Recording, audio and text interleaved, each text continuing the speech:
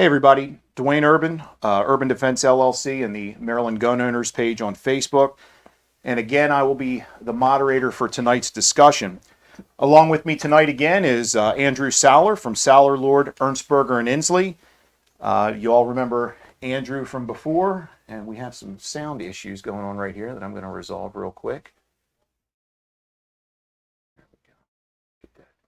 Get that taken care of.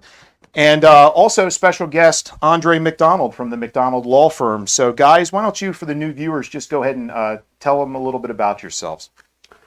Good evening, I'm Andrew Sauer. I'm a partner at Sauer, Lord, Ernstberger, and Inslee, as you heard. I regularly appear in the District and Circuit Courts of Maryland, representing individuals charged with all kinds of criminal violations. My firm routinely appears in federal court to address civil rights grievances and police brutality.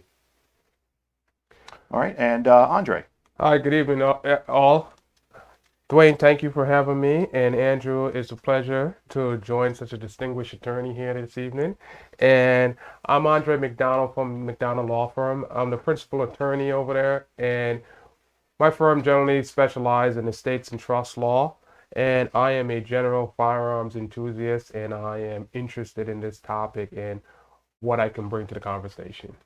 Well, great, and thank you both for being here tonight.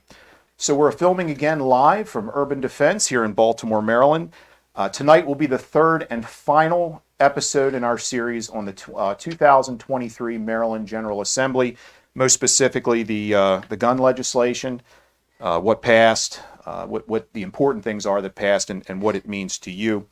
If you're joining us via Facebook Live right now and you have a question or a comment, just put it in that comment box. And there's a point at the end. We'll get to the comments and questions if there are any. Also, please help increase our reach by commenting, hit those reaction buttons, and share this live stream video, whether it be on your personal page or any group that you think would like to see it. And remember, anyone can comment on the rebroadcast. We will be continually reviewing this, so if there's questions or comments, we'll see those too.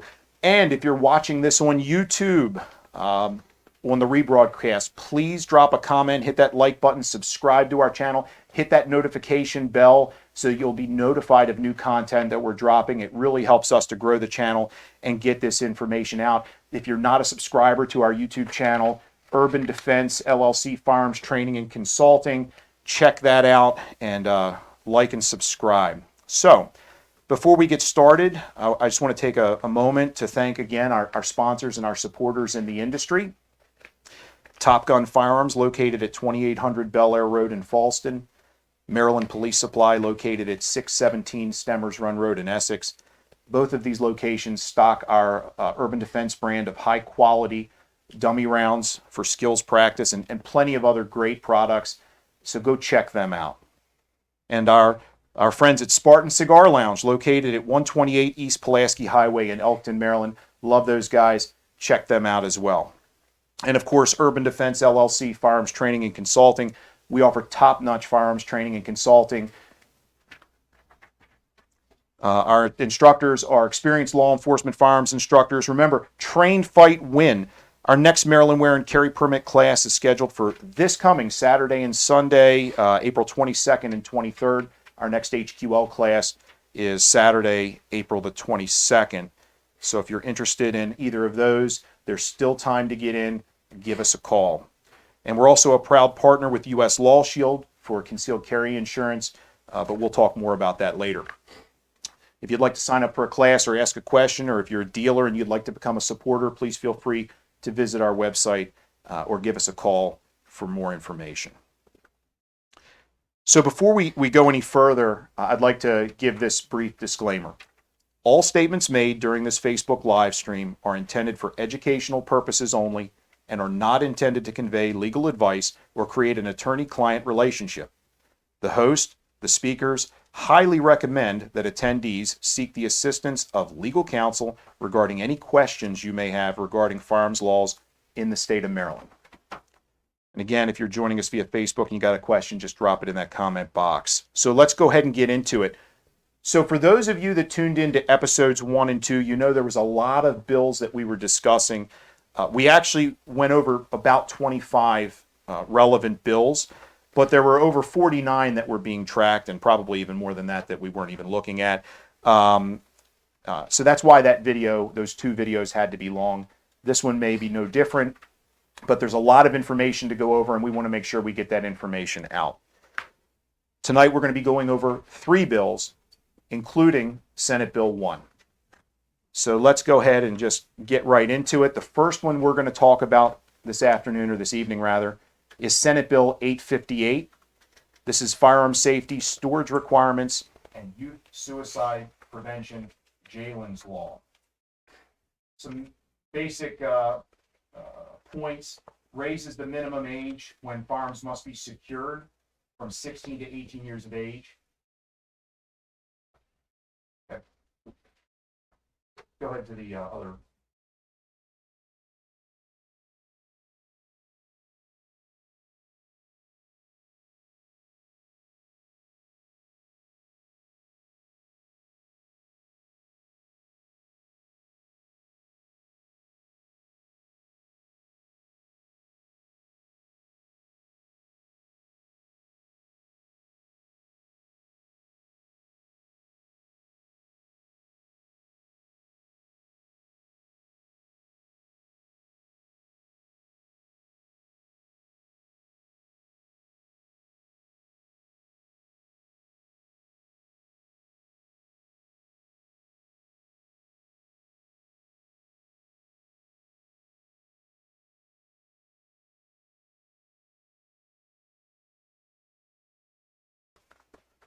All right, so it's my understanding that we might have lost sound a moment ago. So we went over 25 bills in the last 2 videos. There was about 49 that we were looking at. So tonight, all right, it's not working. Okay. Just give me the hand mic.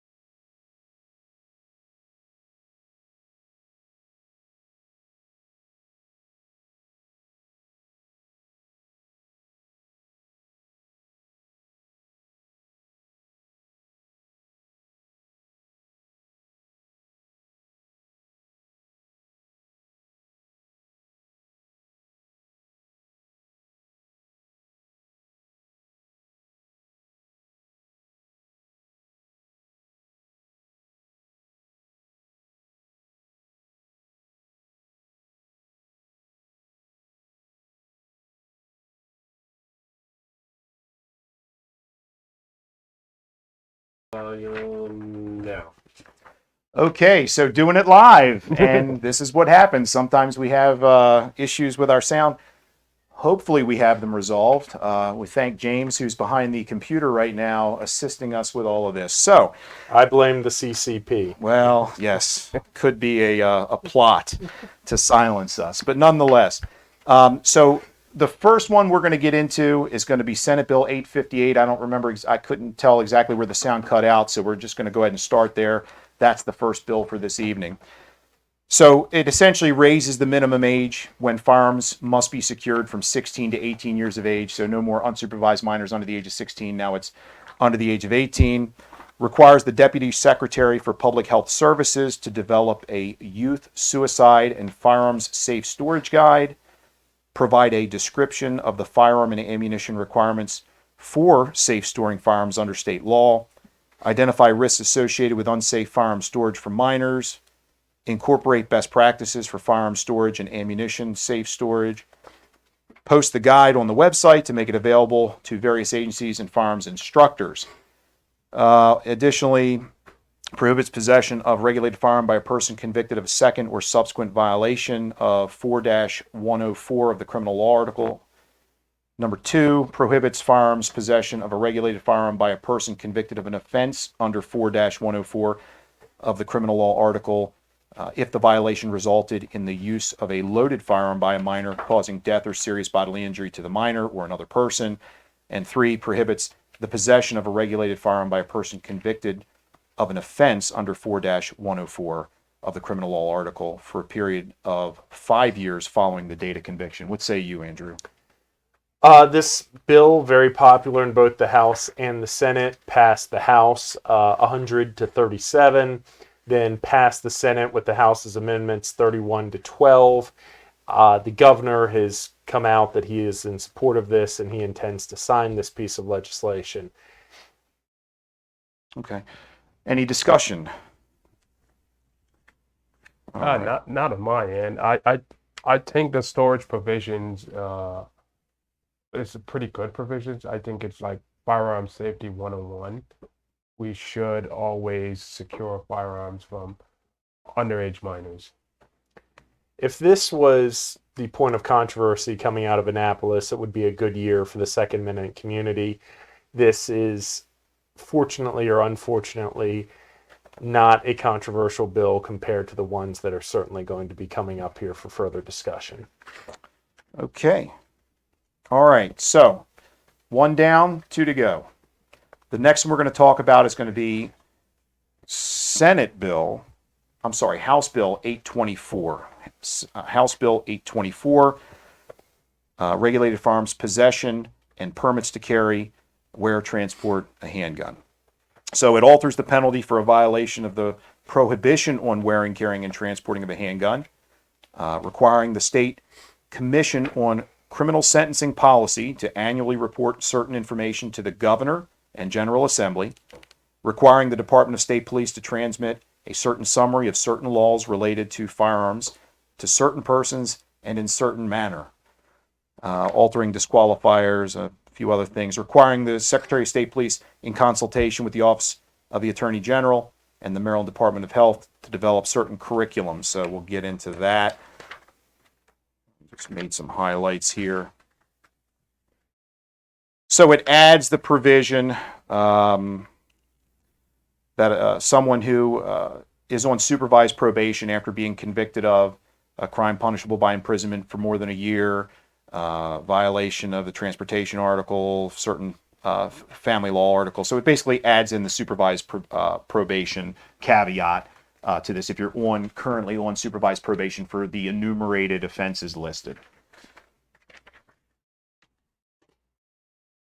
In addition, the stuff I really want to get into, that many of you are interested in, raising the prices on wear and carry permits. So we go now from $75 for an initial to $125. They were trying to get $150. Apparently they didn't quite get there. So they got $125 for an initial application.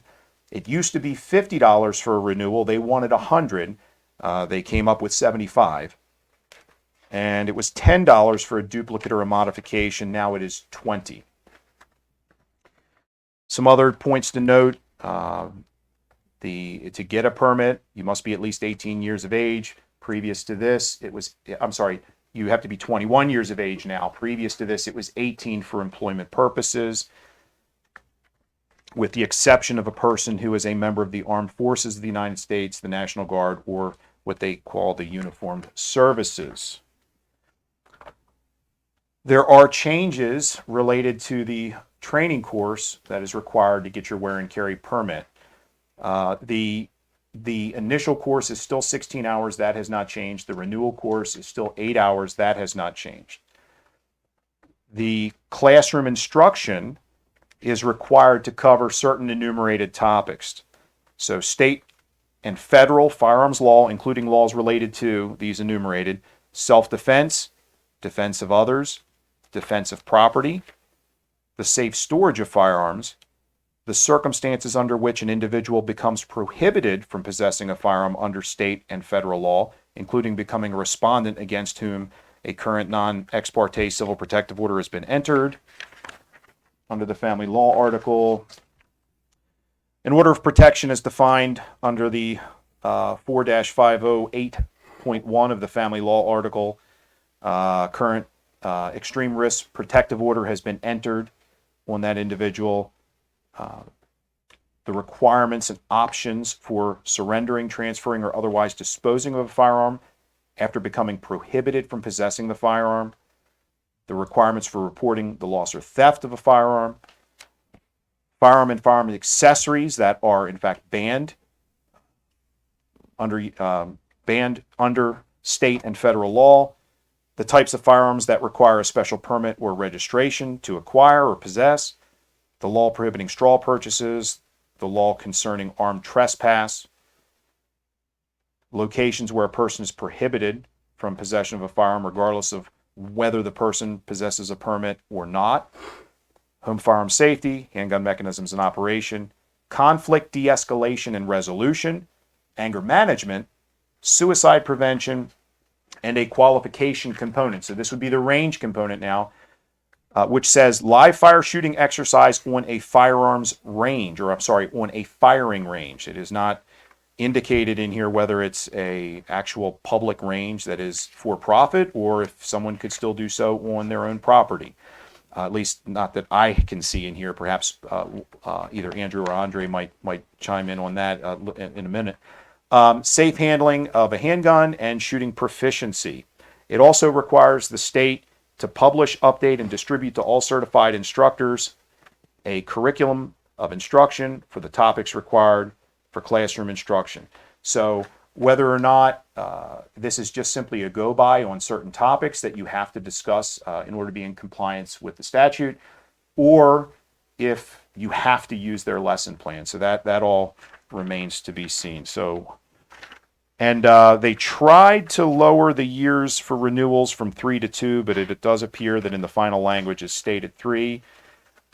And at bringing up the end of this bill, there is some administrative reporting that is, as we mentioned in the very beginning of this particular bill, required to be reported to the governor and to the General Assembly regards to a number of administratively tracked things such as race, ethnicity, gender, residence, and things like that. So what say you, Andrew?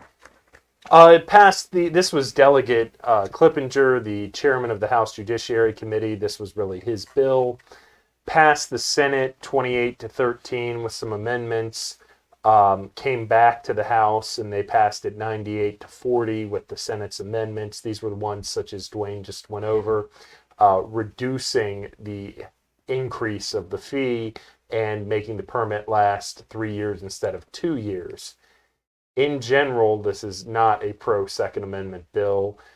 These, additional monetary implications could certainly be onerous to certain members of society. And this bill, I am almost certain the governor is going to sign this one as well, so it will be taking effect October 1st. I agree with you, Andrew. This bill is not a Second Amendment friendly bill. Going back to Dwayne's earlier comment with regards to the live fire shooting exercise on a firing range, the firing range, there's some ambiguity open up to each individual instructor's interpretation of what that firing range. I think we will need some clarification on what that firing range means. There's no definition in the statute that I can see of what a firing range is. What do you say? Well, I would just add for the discussion, maybe their intent was to ensure that people were actually conducting live fire. Now, we've heard stories of instructors that were qualifying people with BB guns and other things for wear and carry permits in their basement or their backyard and things like that. So maybe this was the intent of this, but I thought it was always that you had to live fire the weapon. So maybe that's what they were going for and they fell short. I'm not sure. Andrew? I agree. It's unclear if that was, I mean, really the purpose of this bill was to put additional hurdles in people obtaining carry permits. So this bill was not really designed to resolve those ambiguities. I feel that was just an add-on to increase the impediments. Understood. Understood. All right, so I'm being told it is time for a commercial break, very briefly. So again, some of our sponsors in the industry, Spartan Cigar Lounge, 128 East Pulaski Highway in Elkton. Check those guys out. Ed and Pete, love you guys. Thank you so much for your support. Top Gun Firearms, located at 2800 Bel Air Road in Falston. Devin and Mike, great place, great people, a lot of product. Check them out. And Maryland Police Supply, located at 716 Stemmers Run Road in Essex. Tina, great folks over there. A lot of good stuff for concealed carry as well as other items you may need. Special thanks again to Saller, Lord, Ernstberger, and Inslee, and the McDonald Law Firm, and Urban Defense. Again, we offer top-notch firearms training and consulting delivered by experienced law enforcement instructors. Do not cheat yourself out of quality training. Get what you're paying for. Make sure you're getting the best possible training you can get for the eventuality that you ever do have to use that firearm. It would be helpful to be able to rely on a professional and good training company to be in your corner. Our next Maryland Wear and Carry Permit class is Saturday and Sunday, this coming Saturday and Sunday, April 22nd and 23rd. Our next HQL class is that same Saturday, April the 22nd. And I keep saying this, but it's coming, I promise you guys. I was working on it this morning. Our Force on Force reality-based training program, where we're going to put you in real, objective-based, simple scenarios to help get you ready for the eventuality of being in a deadly force encounter. So that's going to be coming real soon. And U.S. Law Shield, if you don't have firearms and self-defense insurance for less than $12 a month, you owe it to yourself to be protected from legal turmoil. Choose U.S. Law Shield. They don't abandon you on appeal. Use our promo code URBAN1, that's URBAN and the number 1, and you'll get the first 30 days free.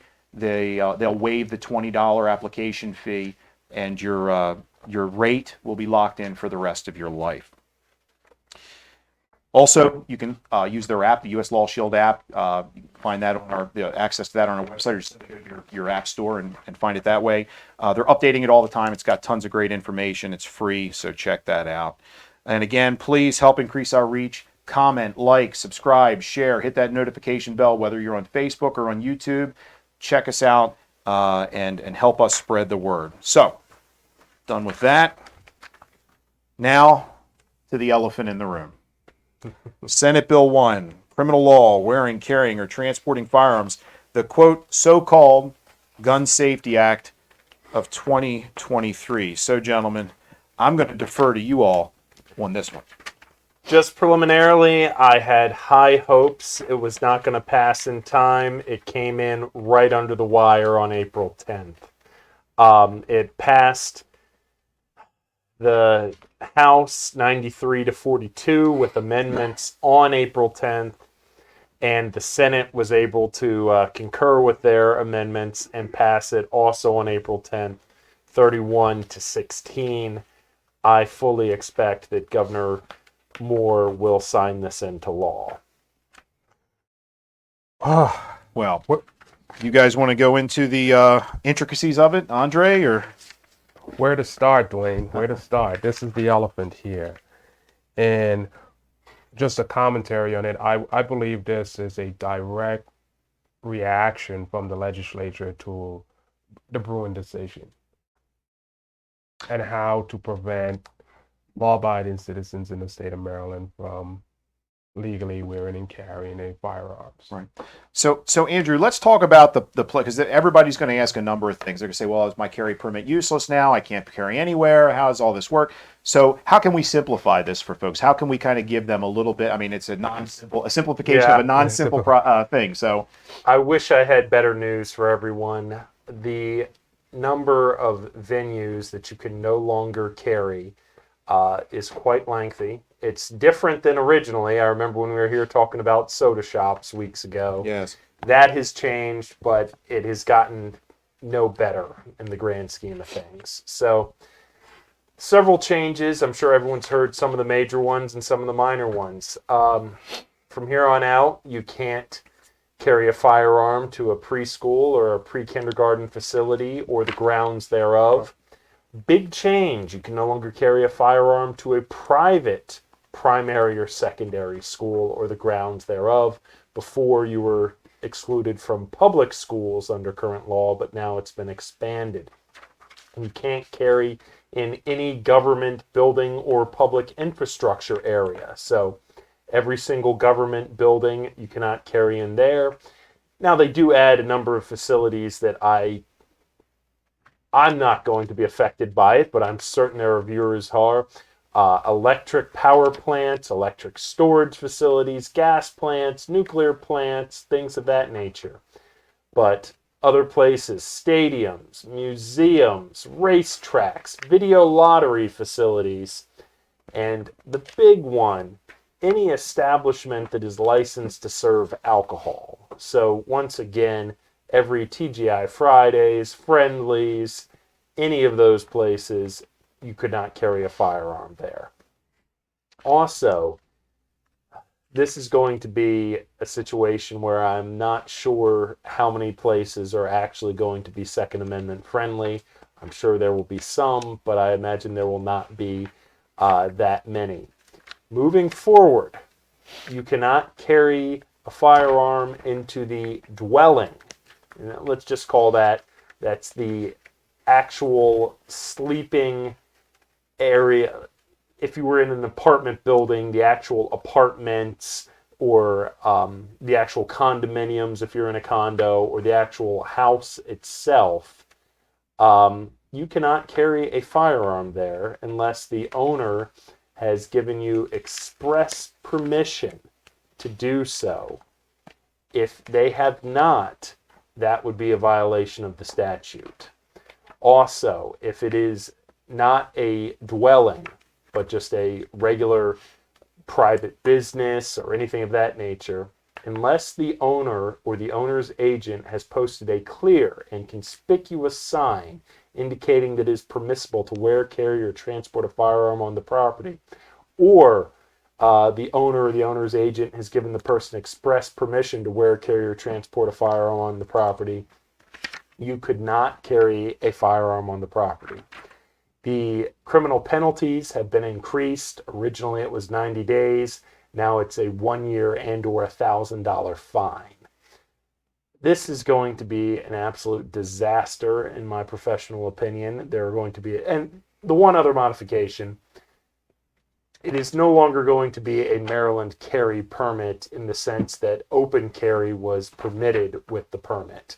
From here on out, after October 1st, assuming Governor Moore signs it, which everyone believes he will, you will no longer be allowed to open carry. You must have your firearm concealed on or about your person, with a momentary exception for a inadvertent display. or printing, something like that. Yeah.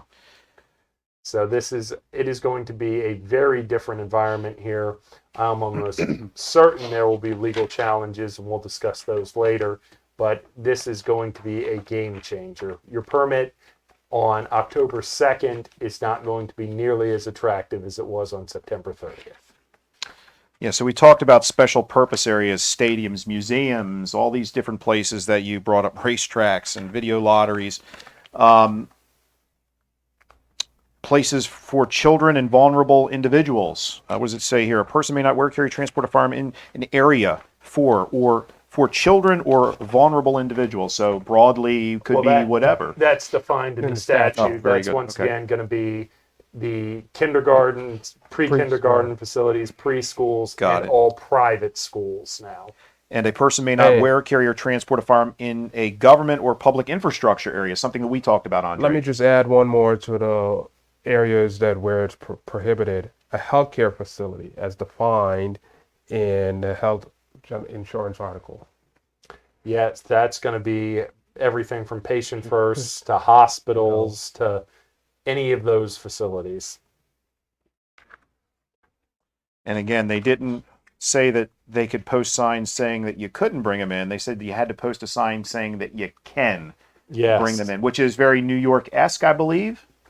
Yes, this is very New York-esque, and you and I were talking about this morning, Dwayne. There are not a lot of businesses are going to open themselves up to potential liability with posting a sign that say, "Okay, you're allowed to wear and carry on my property."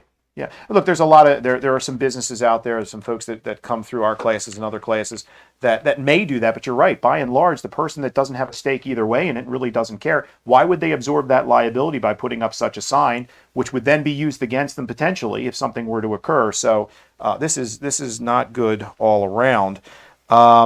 Just looking through to see if there was any other high points. So what do we think about as far as moving on from here with this one? I know that there's some potential lawsuits, that are going to be in the works, but how could something like that pan out? How could something like that work? Where does it start? Well, first you have to find someone that have an injury. They actually have to be affected by the statute. And any litigation, I think, correct me if I'm wrong, Andrew, will have to initiate after the bill becomes law. The governor signs it into law, correct? That is correct. Until the governor actually signs it, we all know he will, but there is a chance he does veto it, and this is all for naught. And once that process is down the road, you have a person that has an injury. Now you can file a lawsuit in the federal district court here in Maryland. And the district court you can try to enjoin this or have a declaratory judgment from the court. It's basically saying that this statute or this law is unconstitutional under the Second Amendment brewing and the recent Supreme Court decision there. And once that process is played out in district court, I would assume, regardless of the party that loses, will likely appeal it to the Fourth Circuit. So there would be an injury, so to speak. When we say an injury, we mean someone has been charged with something, someone has gotten, or someone could make a claim of, Potentially, Right. you can suffer irreparable harm. okay, as a result of the law, meaning Of the law. something could occur to you, whether maybe it's not involving law enforcement, but something occurs to you and you say that this law is to blame for that, and then you would bring that action. I mean, My Second Amendment rights are being Wow. infringed by the government, Roger that. and I'm seeking redress of Yes. my grievances. Okay.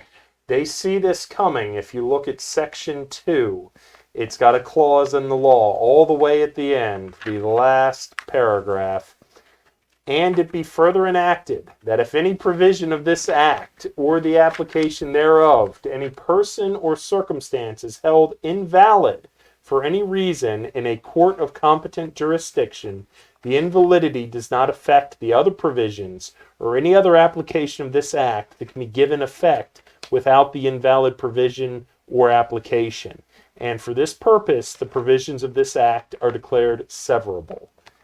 They know it's coming, so they are already planning ahead, hoping that if a court does chop out certain provisions, even if the court declares 40% of it unconstitutional or even 90%, that the balance would still be in effect. Wow.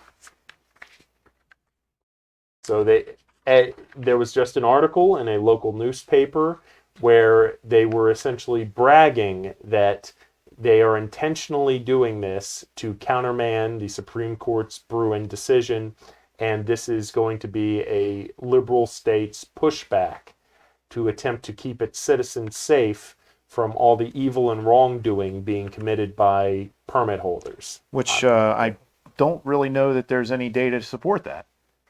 I'm yet to see a single case. Well, if a lot of things were data driven, we won't have issues with it. You're right. So, That's true.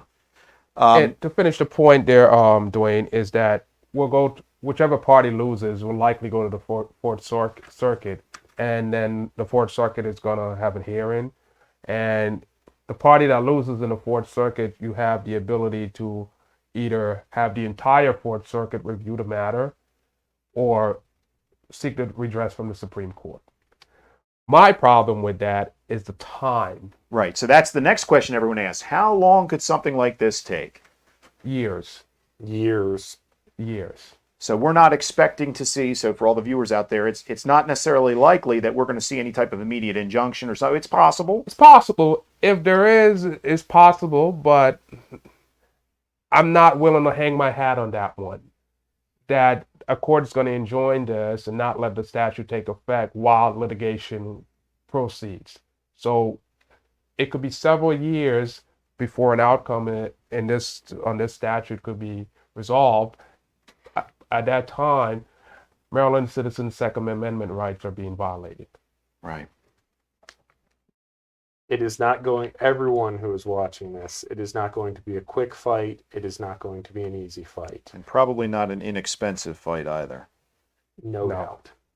So, our thoughts on the likelihood of eventual, years down the road or whatever that may be, overturning. I'm going to say I think that in whole or in part, at least to some great part, but I'll defer to you. Andrew, your thoughts on that?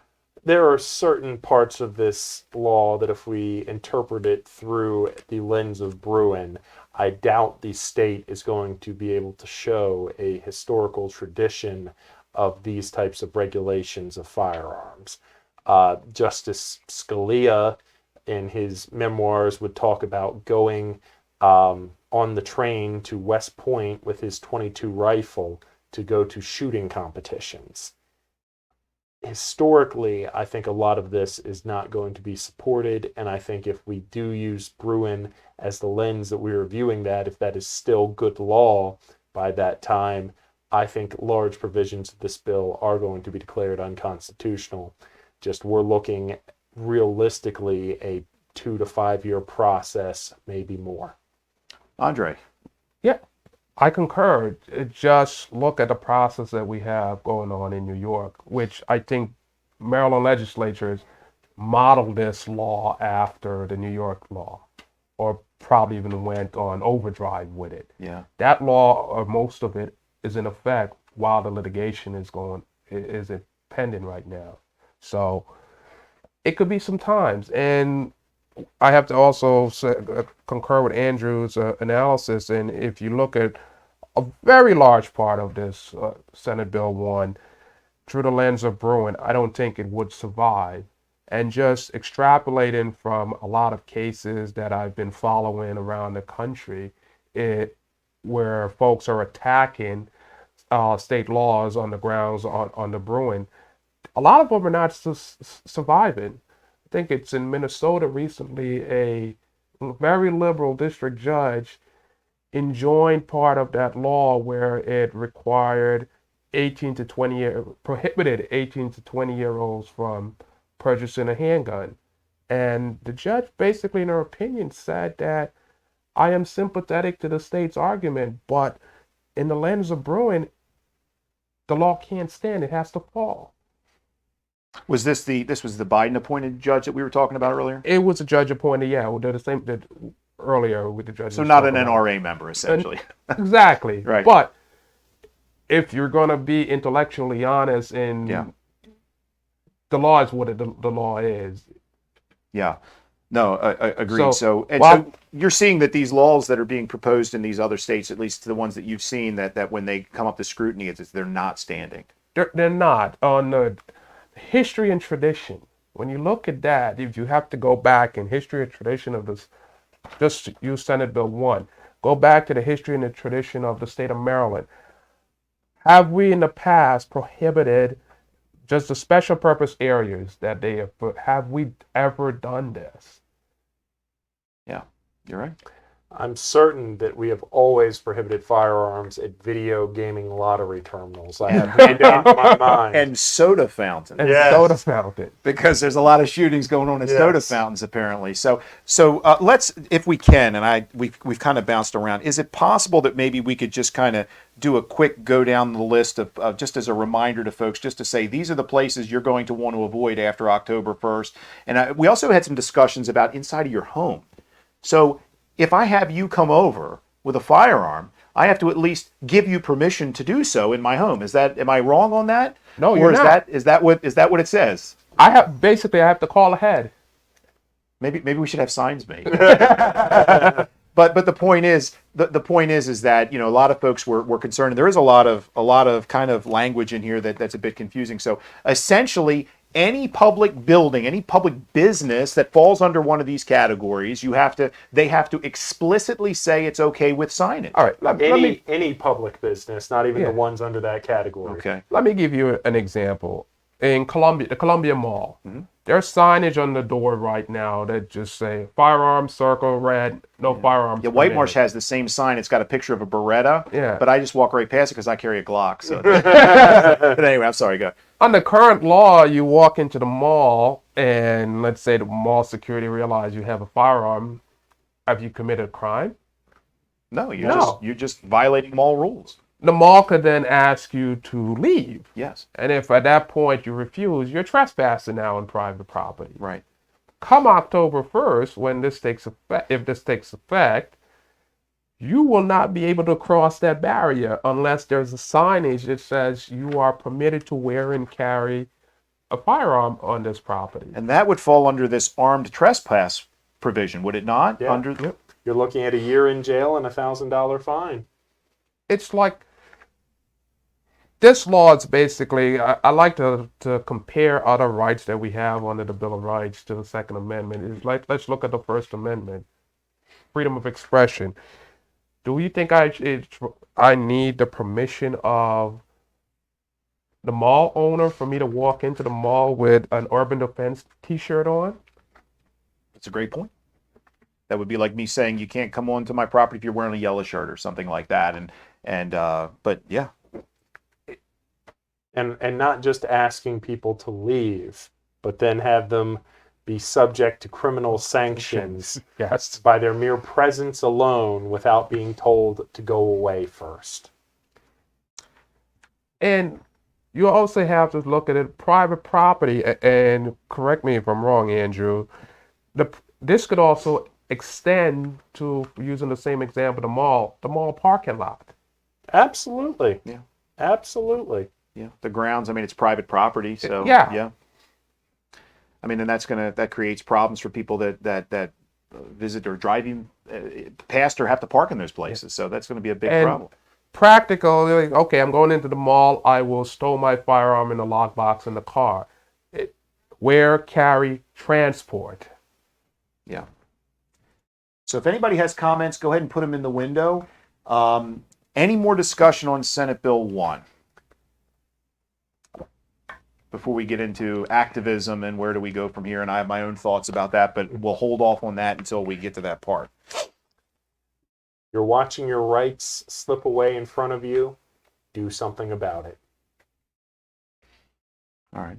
I will second that. We have to maintain vigilance. So from an activism or legal challenge standpoint, we talked about how the legal challenges would occur, what process they would follow, and the timeline for such things. Now we talk about activism, and you should be involved. You should be paying attention to what your lawmakers are doing. You should vote based upon your convictions. I will tell you that I was out there, Andrew. I know you were out there also, and Andre, I don't know if you were, but I know Andrew was for when they passed the bill in 2013, and we couldn't even get into the building. There was 2,000 people there to 1,400 to 2,000 people there in a line to testify against this. I submitted a stack of written response to it, and there was maybe, I don't know, 3 or 4 people I think that were actually on record, or 5 people maybe that were on record. That maybe I'm wrong in those numbers. A small number that were on record to testify in favor. seems like they really don't care what we have to say. They have an agenda. In Maryland, everywhere elections have consequences. In Maryland, we have a Democratic-controlled governor's mansion, a democratically controlled state senate, and a democratically controlled House, all of which with supermajorities. There won't be another state election for several years now till 2026, but when it happens, get out there and vote, be politically active. Be politically active in your central committee, get good candidates in the primary, and get good candidates in the general, and support them. And talk to family and friends and try to convince them the right way to do things. In these legal challenges, there are going to be lawyers looking for ideal plaintiffs. It is not going to be a fun process. Your life is going to be put under a microscope. But any time that you are fighting the government, it never is a fun process, but you're going to need brave men and women to stand up and go to court and challenge these. Okay. So any final thoughts before we bring this evening's discussion to a close? And just shy under an hour too, so we're ahead of schedule. We're ahead of schedule. I would like to know Andrew's thoughts on this. If it's too late, if we just, for the activism part, start reaching out to the governor's office, then try banging on some doors there. He can't sign the bill twice. It can't hurt. I would certainly encourage everyone to do that. There is a significant talk that he does have greater political aspirations. At the same time, I would not be willing to bet against the governor signing this bill. So, by all means, he is your governor, like it or not. If you voted for him or not, he represents the state of Maryland. Let him know. So it can't hurt to tell him your opinion and request that he veto this piece of legislation. At the end of the day, even if he vetoed it, they currently have the votes to override the veto, but that wouldn't be till next year in that legislative session. For the short term, certainly do it, and I would encourage everyone to, but unless a miracle happens, Governor Moore is going to sign this bill. Okay. Well, as we bring tonight's discussion to a close, I want to thank our guests, our sponsors, and all of you that tuned in to watch, whether it be now live or on the rebroadcast on Facebook or on YouTube. Remember, you can still comment on that. Please continue to educate yourself on what's going on in Annapolis, what your lawmakers are. They are elected by us. They serve us. What they're doing, and hold them accountable at the ballot box. It's our hope to continue to do this each legislative session. How many episodes we do will be dependent upon how many things we need to discuss and how important they are. But we would like to do this for the next legislative session. We're also going to start dropping regular content. We're going to be talking about things like current events, things like shootings, whether they be in this state or other places. We can have discussions on that, and then everybody can kind of learn from those events. So hopefully you'll tune in for that. Additionally, if you're not a member of the Maryland Gun Owners Group on Facebook, make sure you join and invite others to join. It's the one with the profile pic getting ready to come up on screen, or it might be on screen now. There's one or two other similarly named groups out there.